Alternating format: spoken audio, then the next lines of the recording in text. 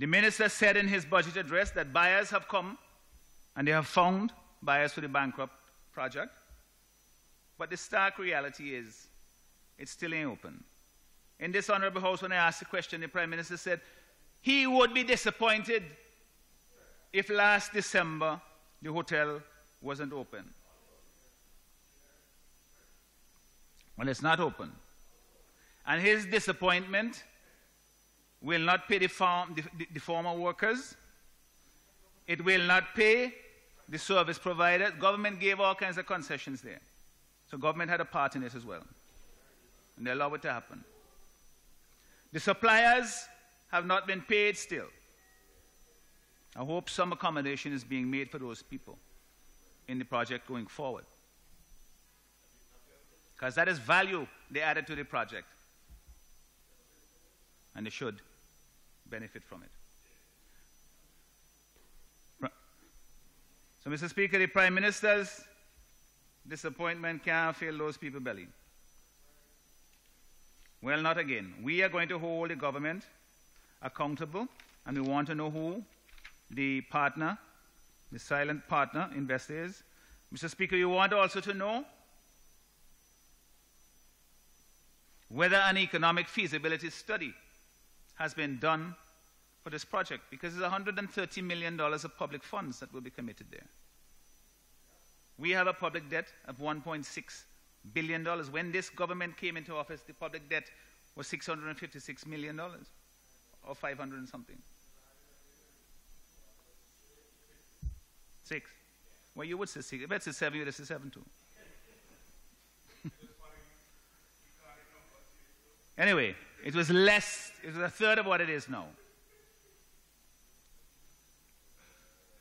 So we need to have that done, Mr. Speaker, and it should be done not by somebody in the Ministry of Finance who basically gives a cash projection like I heard the Minister of Finance was doing, saying that after 2 years or 3 years there's going to be a positive cash flow. Historically, Mr. Speaker, hotels in this country, you have an occupancy rate of somewhere under 50%. In the high season, yes, everybody full up. But after Easter, that's right. And if that happens in the Grenadines, think how much more so it may happen here if you are relying on visitors to fill a 250-room hotel. It is, Mr. Speaker, a big undertaking. And the government is not providing the information. This is a transparent government, they say, you know, and accountable. And yet all of these things seem to be happening in cabinet, and they can't share it with people. If you shed light on it, then people might raise questions that might be uncomfortable before you start, but they may put you on the right course going forward. That is what transparency is about. That is the way, Mr. Speaker, democracies, mature democracies work. Here we believe that is privileged information that only a few could know. And you keep it closed up. I come into Otley Hall, don't worry. Mr. Speaker, we want to know what are the prospects that the government will pay back, or the project will pay back the investments, and what impact will it have on the community where it's located. There's another important question, Mr. Speaker, that I wish to ask, and it's this. The government is borrowing $50 million to build the largest hotel, not just on the mainland, the largest hotel in St. Vincent and the Grenadines, and to a standard that is said is unique and standard setting that attracts an international brand. That means it has to be a pretty upscale kind of hotel. Well, $50 million US can't build that kind of hotel. When you look at the investments that are used, I mean, in Tobago, the $300 million US was to build a hotel of 700 rooms. Yeah, that's right. So we have 250, and you want to build it with $50 million. The question is this, Mr. Speaker. The government did not go the normal route of trying to get multilateral funding, say from the CDB. They're borrowing the money bilaterally from Taiwan. The question is, should we need funding later on to complete the project? Will we have crossed the T's and dotted the I's to the extent that we can go to these multilateral agencies and say, listen, we meet the criteria that we can have additional funding? Because $50 million will not do it. And that means that's another thing that we have to get the government to come clean on. Because if you start it, you got to finish it. And maybe that is your thinking. You're saying, in for a penny, in for a pound. So we know it could take more than 50, but I will just tell them 50 for now because the debt is ballooning. At somewhere down the road, we're going to have to add another 50, and then maybe another 50 to get it done. Because we have seen that the foreign investors or local investors, the private sector investors, are not willing to put their money in it. So if it starts, government will have to finish it. So we need to know, Mr. Speaker, realistically, what this is going to cost the taxpayers. The government owes it to the people of this country to level with them.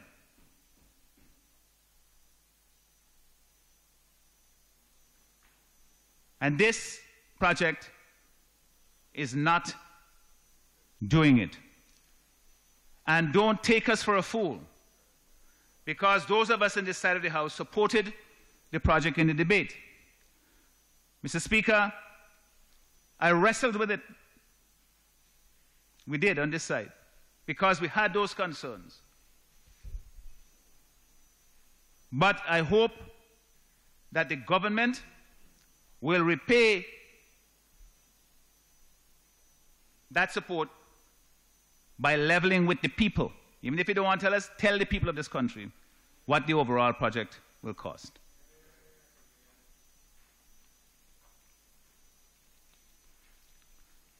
Mr. Speaker, there is a second project.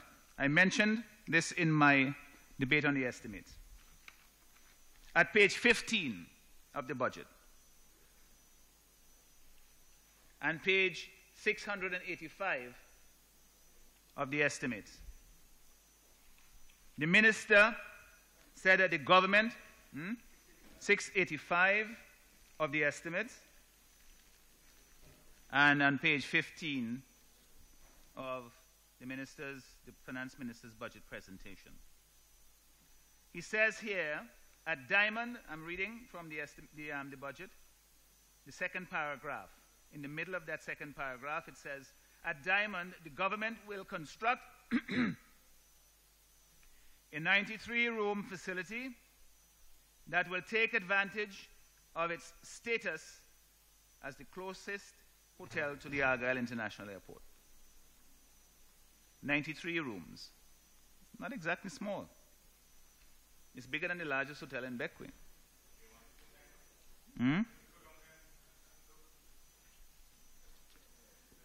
The thing that bothers me, Mr. Speaker, is what I saw there in the estimates, is that the project is being done as a joint venture with the NIS.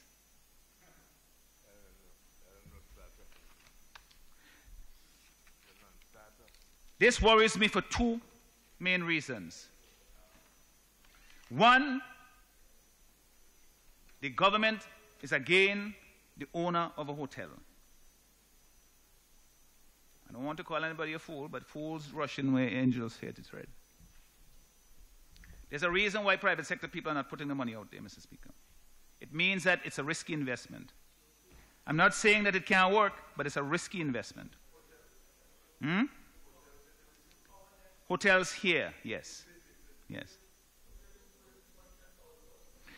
That is why, Mr. Speaker, you don't have this mad rush of people coming to do it. So, and I know I've spoken to people, I've encouraged people to try and do it, because I know we need room capacity on the mainland to make Argyle work. Yes. But you can't, Mr. Speaker, create one problem while trying to solve another.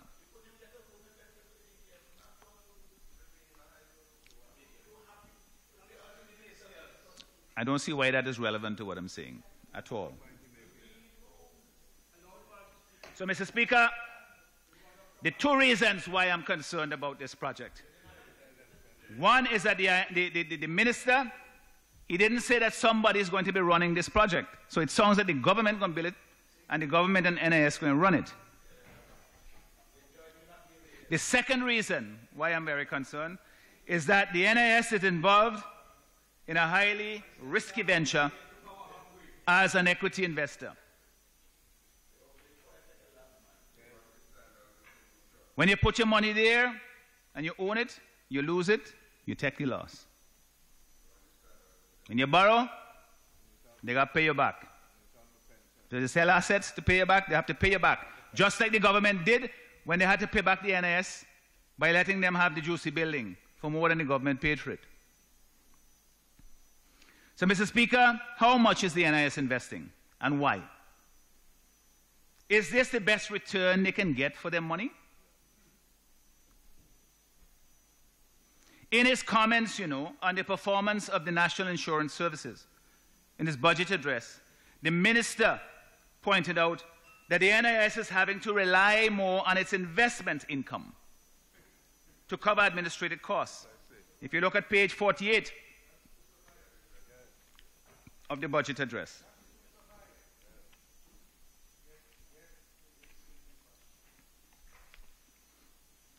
In the third paragraph on page 48, this is what the minister says.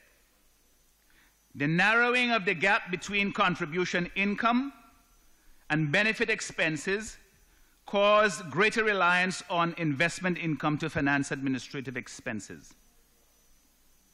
The investment portfolio generated income of $15.4 million in 2018, which was partially used to cover the administrative expenses of $11.6 million. The resulting positive net income of $5.6 million from the operation financed the growth of the reserves. The NIS needs its reserves. They're not to be a slush fund for government. Further down the page, Mr. Speaker, this is what it says. And as I was reading this last night, I was thinking, this is even worse than when I considered the matter when I debated the estimates, because that's the first time I'd seen that the NIS was involved in the project. But having seen the analysis of the NIS circumstances presented by the Minister of Finance, it makes the problem even more urgent.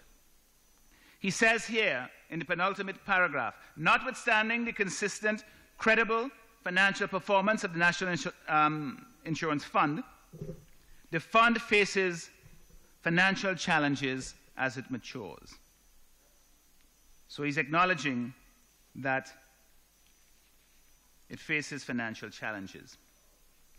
Yet, Mr. Speaker, we're encouraging, if you read that page, you see that they're saying that they will have to make adjustments. There's need for concern and for reform. We're talking about contribution rates going up to 12% and retirement age pushing higher. Pretty soon it'll be 90. 91. Well, Mr. Speaker, I do not think this is a good investment. And I am just saying this as somebody who's being cautious. I haven't seen all the books. It could be wrong, but it would be irresponsible of me not to raise it. And I don't believe I'm wrong.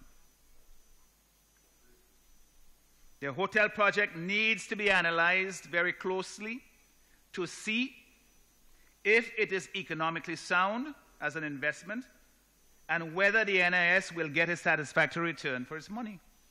The only concern the NIS should have in its investing is not whether it's helping out the government to raise enough money to provide its counterpart funding to get the loan from the CDB. The only concern has to be return on investment for its clients. Why is the government tying itself so closely to the financial operations of the NIS? We recall that the government essentially borrowed money from the NIS to repay the NIS a few years ago for contributions that the government had failed to pay over in the first place. Also that the government got the NIS to buy, or at least to adopt, to take over the old Juicy building as part of the debt that the government owed the NIS. Now, that building is sitting there, underutilized. The NIS really can't afford, from what the minister was saying, to have much cash tied up in fixed assets, because it is not a holding company. It has to pay. It has to make payments to its clients all the time.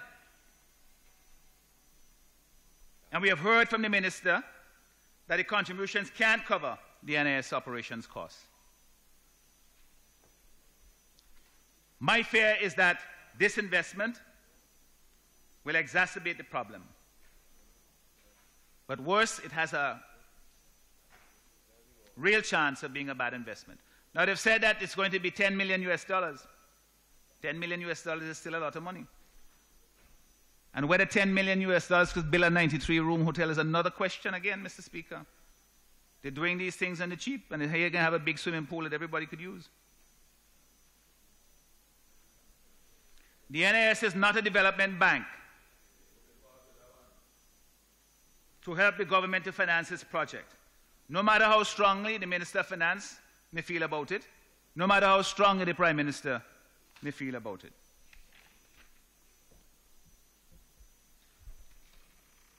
And this, Mr. Speaker, is a matter, should be a matter of concern, not for me only, but for everybody who has a policy with the NIS.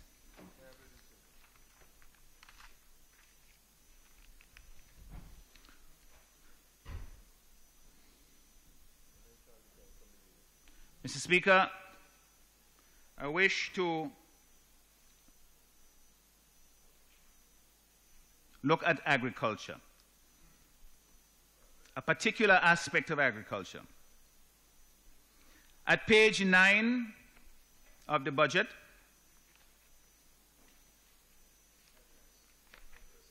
the budget address,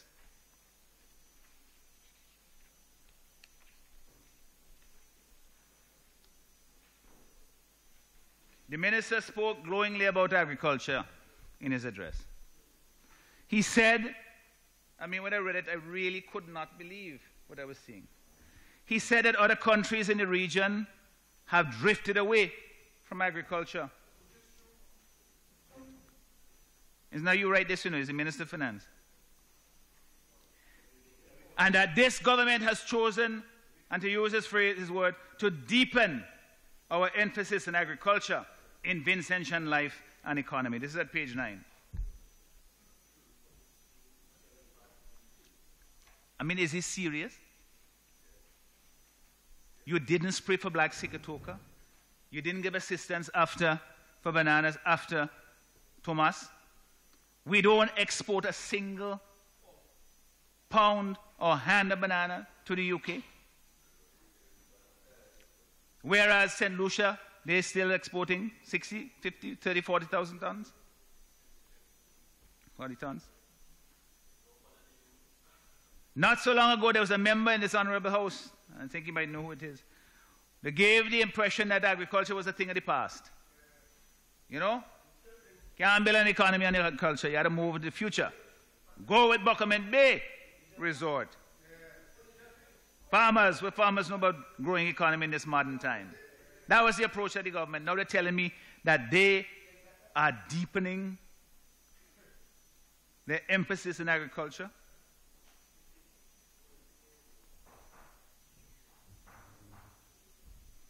I do agree with his thesis, Mr. Speaker, that agriculture is central to national development, but this government, this ULP administration has not walked the talk. They have abandoned farmers. They have taken them for granted.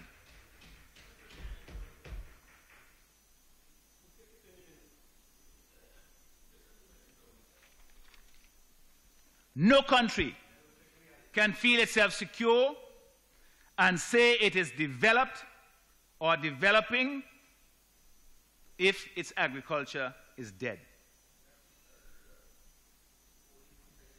Agriculture, Mr. Speaker, it's important for farmers who depend on it for their livelihood,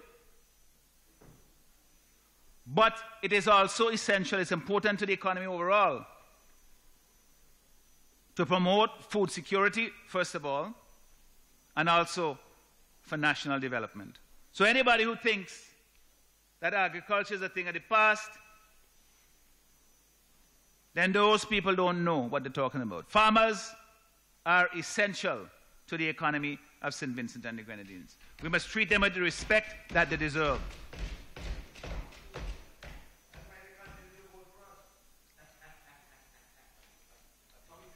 Yeah. Keep it going. That's why you feel you could take them for granted. And I will explain, Mr. Speaker, because there are some things here, you know. There is so much opaqueness with the way this government operates. For you to get any information about essential things that are happening, somebody has to leak something from a ministry or something. Rather than you saying that you have a duty to inform the people of important things that the government is doing and projects that they're doing.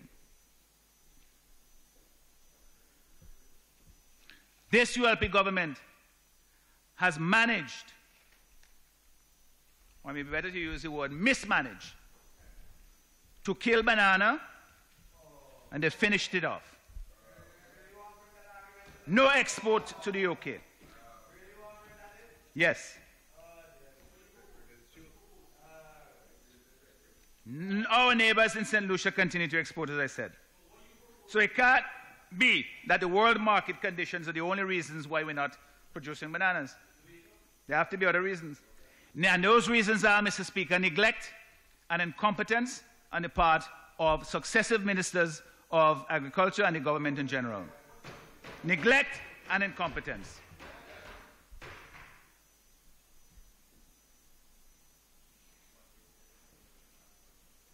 There's a lack of interest, simply put, in the industry as being an essential.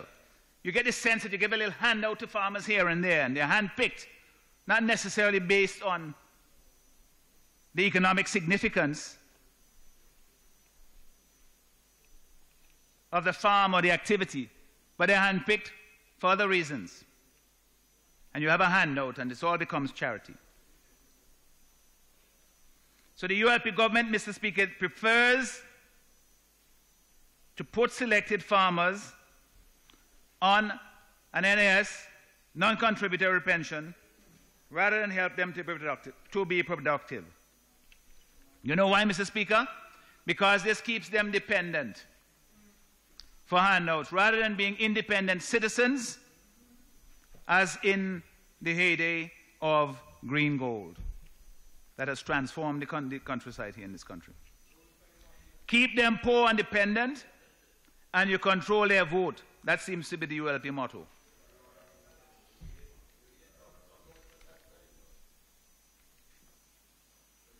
Mr. Speaker, you know, in its Article 4 report last year, 2017,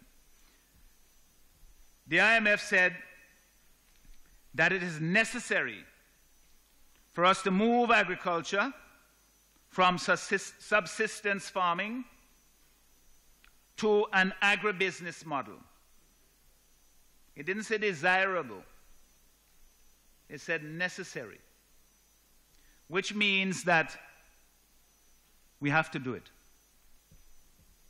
And this requires urgent modernization of production and marketing of our agricultural commodities. The degree of urgency required to move this process forward, Mr. Speaker, as I said earlier in my presentation, is sorely lacking on the part of this government. In fact, there is a kind of a hopscotch approach to development in the sector. anyone who cares to listen will see that they have no real coherent plan for agriculture, and worse, Mr. Speaker, they don't seem to care.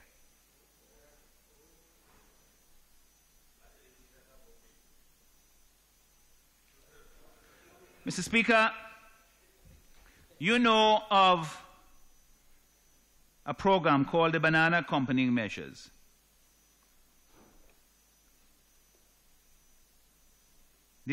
Under this program, the European Union provided funding for several African and Caribbean countries for development and modernization of agriculture away from bananas. St. Vincent, Dominica, St. Lucia, Jamaica, Belize, I think Dominica I said, were some of the countries in the Caribbean that were involved. And it was intended to help oh shucks, I shouldn't use that. I should just get some tap water. Could I get some tap water?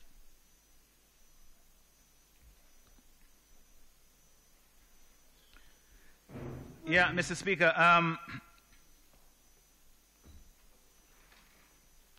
it is intended to help them to adapt following the decline of banana. Yes. And from what I understand, Mr. Speaker, there was supposed to be an analysis done in the agricultural sector, and based on this finding that they would put in place the priorities that were identified by government, the EU, hopefully that was informed by the input of the farmers. St. Vincent and the Grenadines was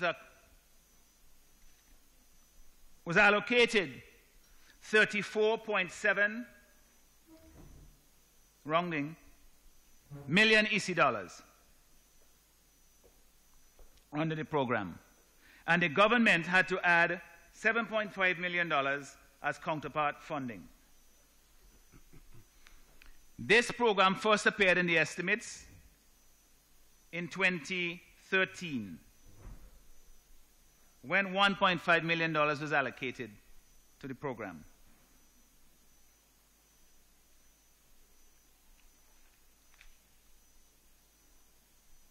Starting in March, Mr. Speaker, this program was to roll out and complete, I believe, in a maximum of 5 years.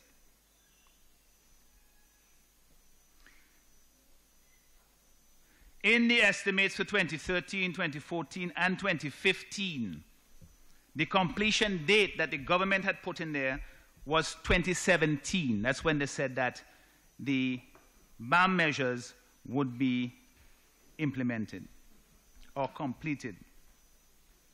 In the 2017 estimates and the 2018 estimates,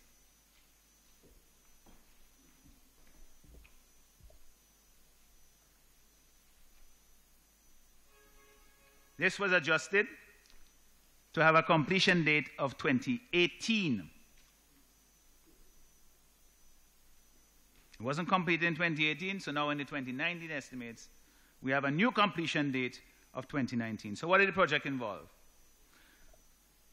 Apparently, Mr. Speaker, there were consultations with farmers and various other persons with information or expertise as to what they should invest this money on. Because $34 million, it's a good chunk of money, and it's grant money.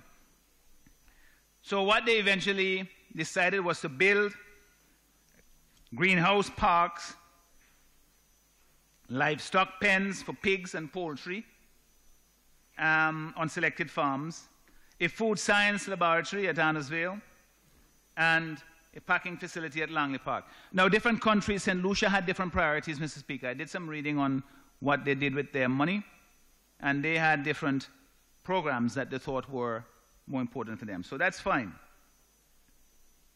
I don't know, Mr. Speaker, why these particular things were selected. I was told at one point that an abattoir was considered as part of this program to allow for farmers to slaughter animals here rather than shipping them live to Grenada.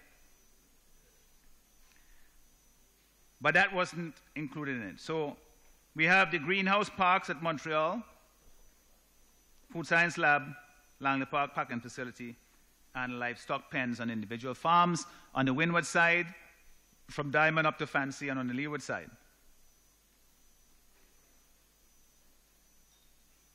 And Mr. Speaker, this is where I think in the designing of the project, this is where an agricultural census would have been useful.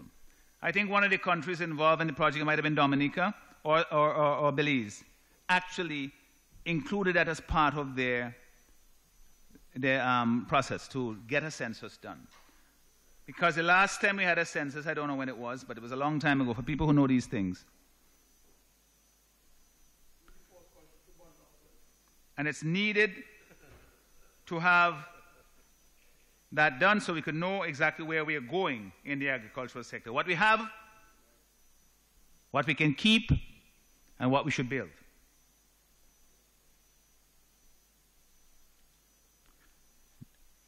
The only part of that project that has been completed, from what I've learned, is the greenhouse at Montreal Gardens.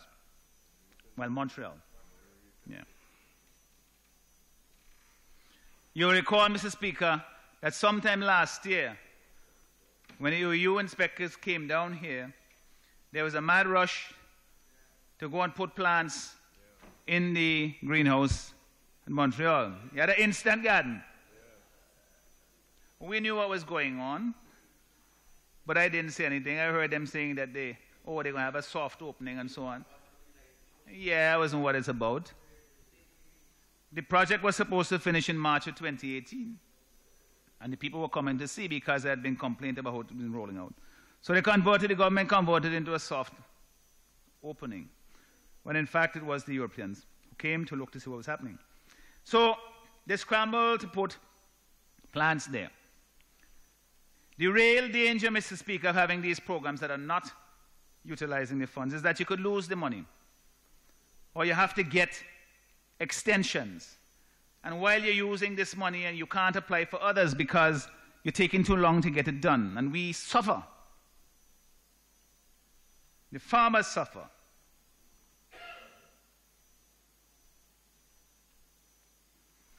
I'm told that the food science lab at Andersville, that work has stopped on it. And there's no roof on it. The livestock pens are incomplete.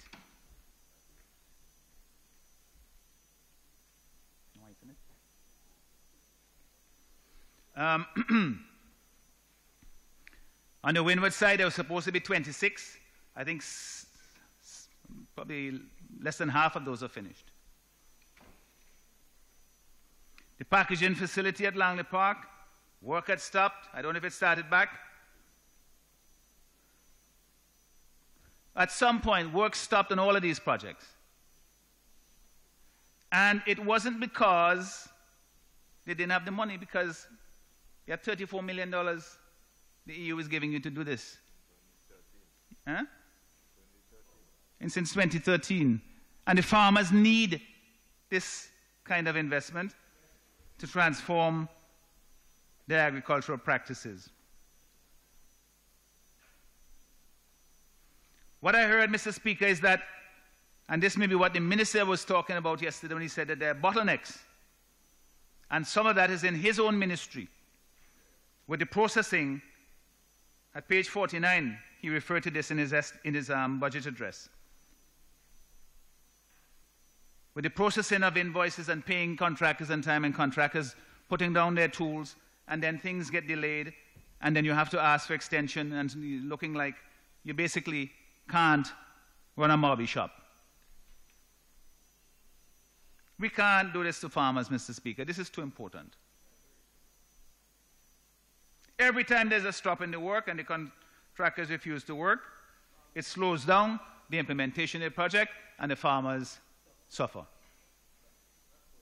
Delivery of the project delayed,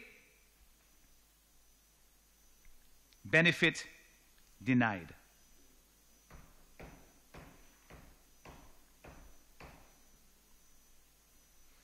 We have had an extension in this project.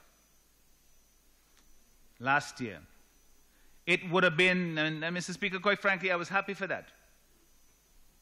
It would have been unpardonable for us to have lost that money, and we could not complete the project. I don't know if the government is coming up. The government is supposed to put $7.1 million in counterpart funding into the project. I don't know if they're finding the money to put into it, or whether this is part of the problem.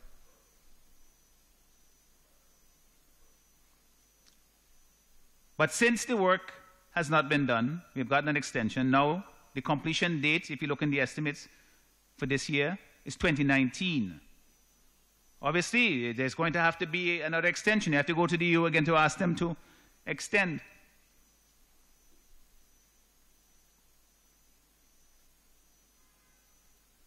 You know, in the 2014, 15, and 16 estimates, they had $12 million in projected expenditures. So the project really should have been finished at that rate in about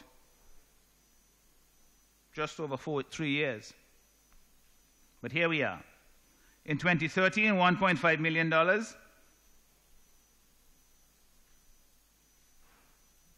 was put there as approved expenditure. I don't know how much of it was actually spent because we don't have the actuals. And that is something, again, that the estimate need to include, is to know really how much of the spending has been done.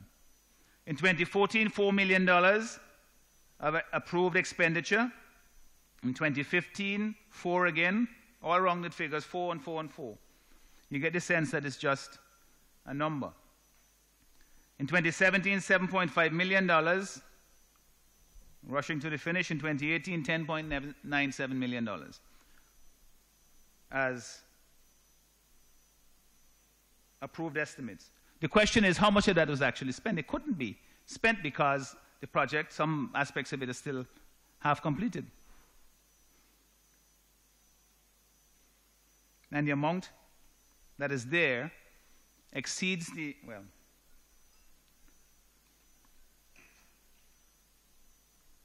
it exceeds the amount of the grant, so which means it's rolling over from one year to the next.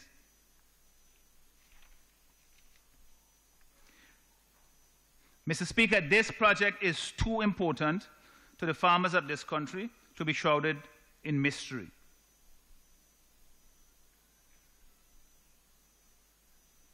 We need to know what is happening with it. There were persons who were selected to have the farms built, not the farms, the pens, poultry and pig pens built on their farms. How were they selected?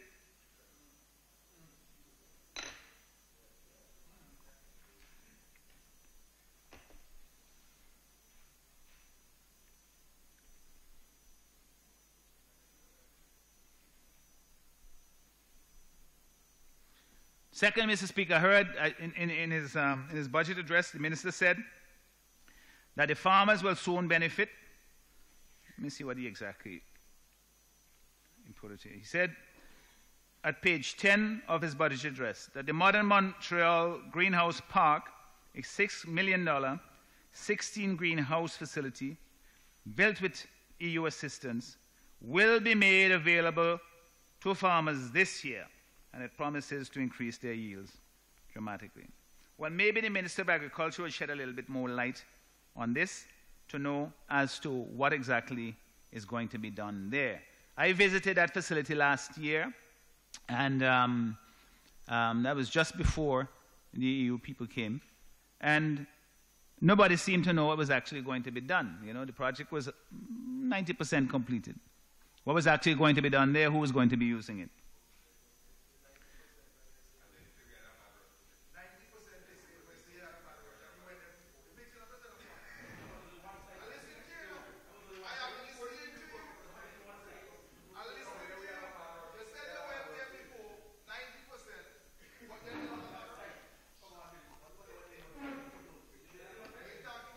Mad what? Yes, I was. I was talking about the entire project.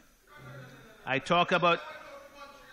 Oh, well, yes, when I said 90% finished, that was in Montreal. In fact, if you were listening at all, as you said, you would have heard that I said at the beginning that the only project that was completed was the Montreal greenhouse project. You are the one who is responsible. And here's what it comes down to, Mr. Speaker. The Minister of Agriculture, and particularly the Minister of Finance, can't just wring his hands and say that he has bottlenecks in his ministry and somehow feel it's somebody else's fault and not his. He is the minister responsible, and the buck stops there. And so when members of your ministry are saying, give us another chance, this is the way it ought to be done, you have to listen and make the best decision for the farmers.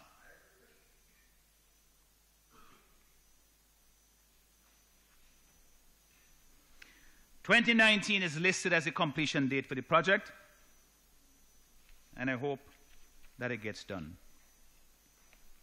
It is overdue, Mr. Speaker. Accountability and transparency in the project is what is needed. Why is there, for example, no up-to-date information available to the public or to the farmers?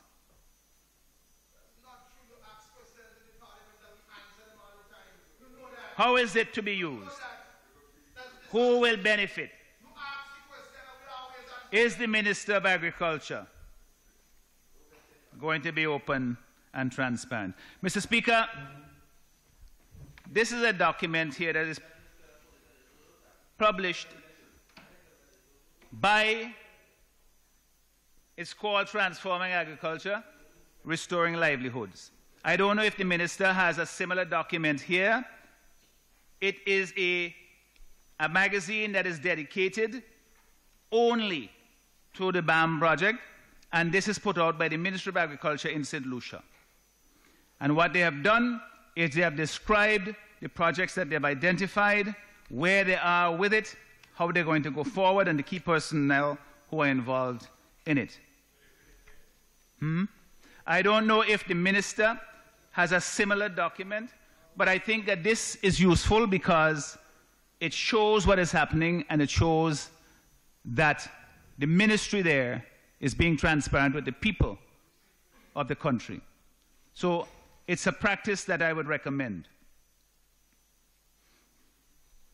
Do you have a document similar to that, Minister?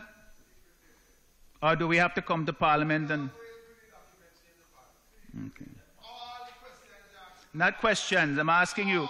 If the ministry publishes anything, yes. Well, send me something. The member for... Yes. Yes, yes, yes.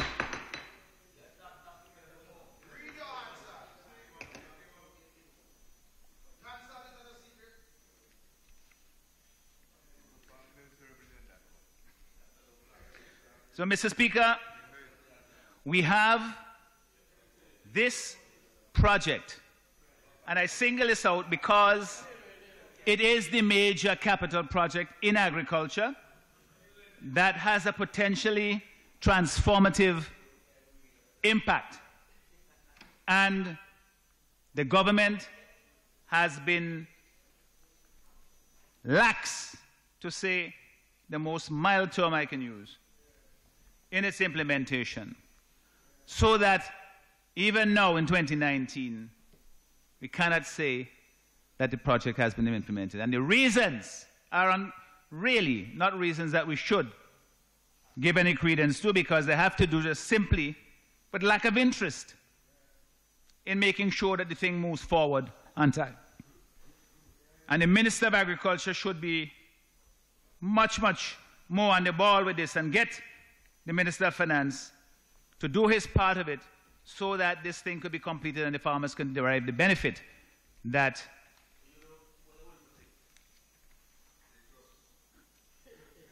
they are supposed to get from it. Well, the member from North Leeward, he knows a lot more about this than me, and I'm sure you will hear from him on it as well. I never understood why you would want to cross-talk when your leader is speaking. Why would you want to do that?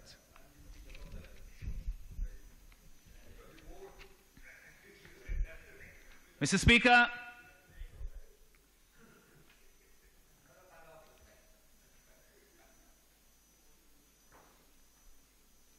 I will move on to another topic, Mr. Speaker. And this is this one. If you think that the performance of the government with respect to the BAM project has been negligent and wanting, this, Mr. Speaker, will make you weep when you consider the level of neglect of the government. In the executive summary of his budget address, page 2, the minister says this: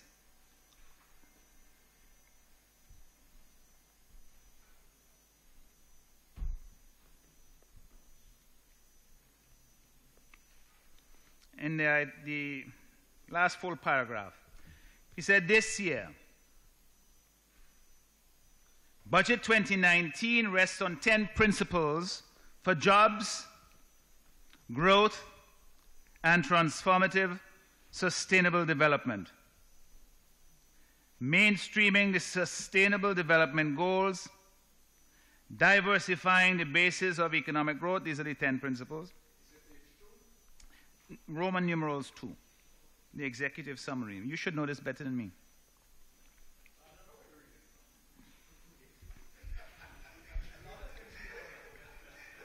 No, but he has a responsibility to say where he's reading from, though.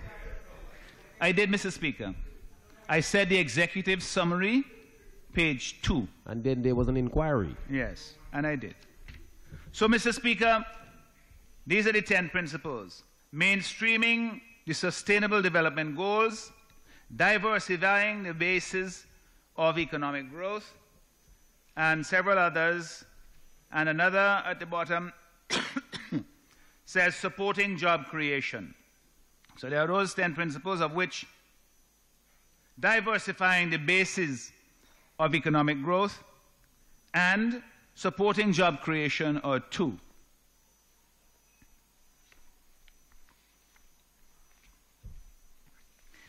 And then, Mr. Speaker, he lists 10 significant government projects and 5 private sector projects right there on that page that he says will exemplify these principles.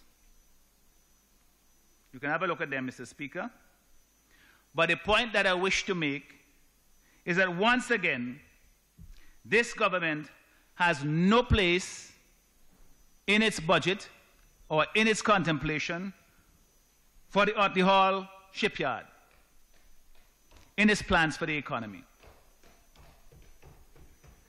Why not? This is not a joke, Mr. Speaker. When the Otley Hall project was conceived, it was intended to create modern jobs and diversify the basis of economic growth. The very things that the minister has said that he wants to pursue in this budget. Yet, there is a deafening silence on the Otley Hall project. Nothing is said. It's like it doesn't exist in the economy.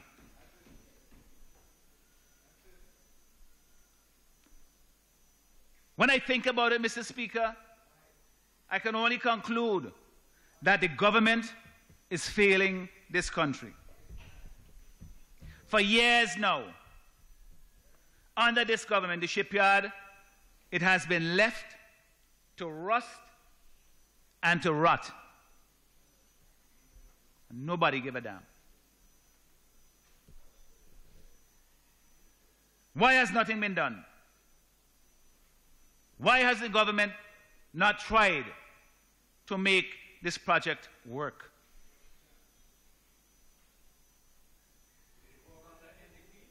It wasn't always so, Mr. Speaker. When this ULP government came to office, it wasn't so at all. Back then, it was Otley Hall this and Otley Hall that. You couldn't get them to shut up about Otley Hall. You ain't shut up yet? It's nowhere in your budget. But when they were talking about the Otley Hall back then, the project, it was to lambaste James Mitchell and the NDP.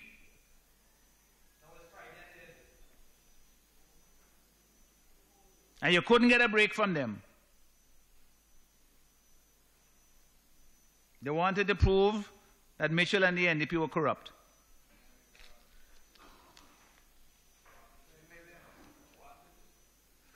Well, when the NDP conceived the project, it was because they wanted to develop this marina to diversify the economy, because they knew that problems were going to come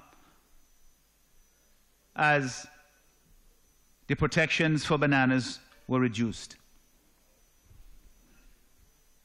We can all accept, Mr. Speaker, that the financing arrangements went wrong, and we all paid a price for it. And the ULP, they rode on the back of Otley Hall.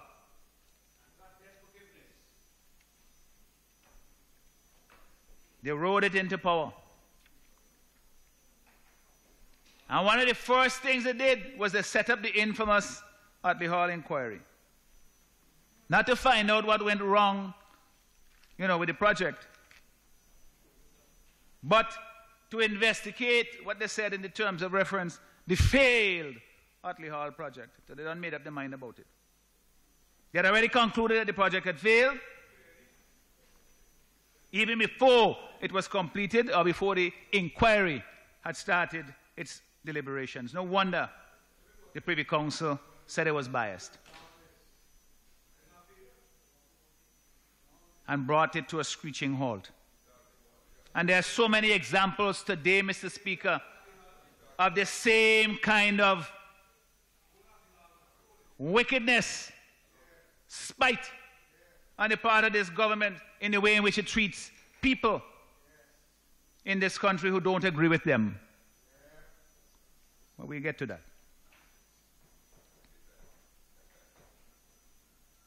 Well, the inquiry is now history. It's gone.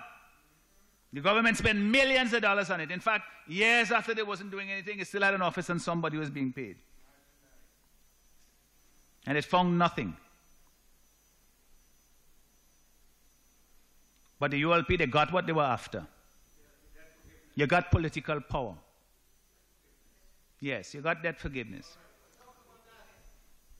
So, and we talk about that. So then what? The government got debt forgiveness. Eustace got some debt forgiveness, but you got most of it. But to what end? So that the government now doesn't have to pay this interest and the loan amount, the amortization payments, regularly, so you free up your hand, or was so that the project could then move forward?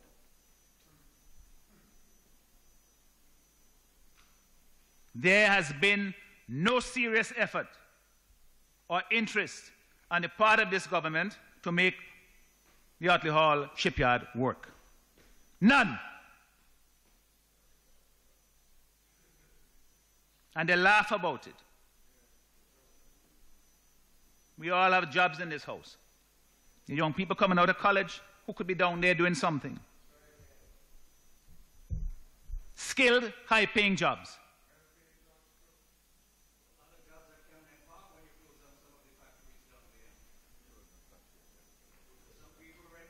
Mr. Speaker, the project can work. Anybody you talk to will tell you that. Who knows about boats. In fact, recently, I was at a gathering of friends in Beckway. It was in December. And an acquaintance of mine has a boat. I don't have a boat. But he came to me and he said, Friday, what's happening with Otley Hall? So I was taken aback, but I was pleasantly surprised that he was inquiring about it. I said, well, I don't know. You tell me. And his response was, it's a damn shame. Yes, he said so. I'm just quoting him, Mr. Speaker. Because it is the best shipyard in the Caribbean. That's what he said. It's the best facility in the Caribbean. It's now derelict and run down, but the concept was there. And he was no doubt, Mr. Speaker, referring to the fact that it has a covered dry dock that you can work in all conditions. Nobody else have that. So why does the government not recognize this and act accordingly?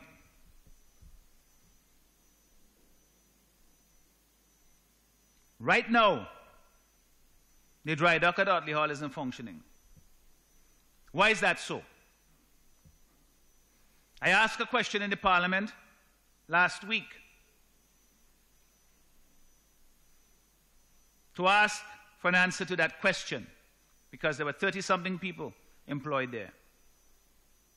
And just before Christmas, in early December, all but 2 of them were sent home with no money to spend Christmas.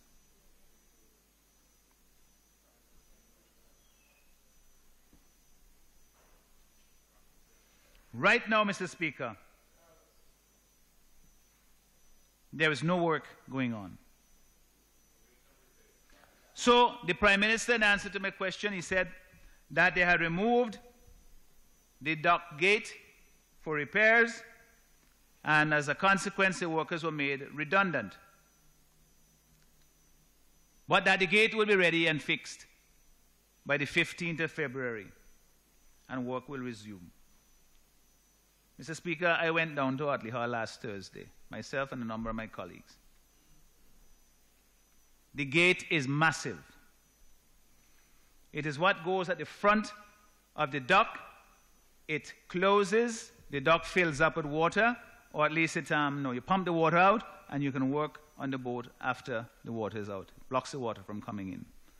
It had become so corroded that it was leaking, and so they had to keep pumping the water out, and became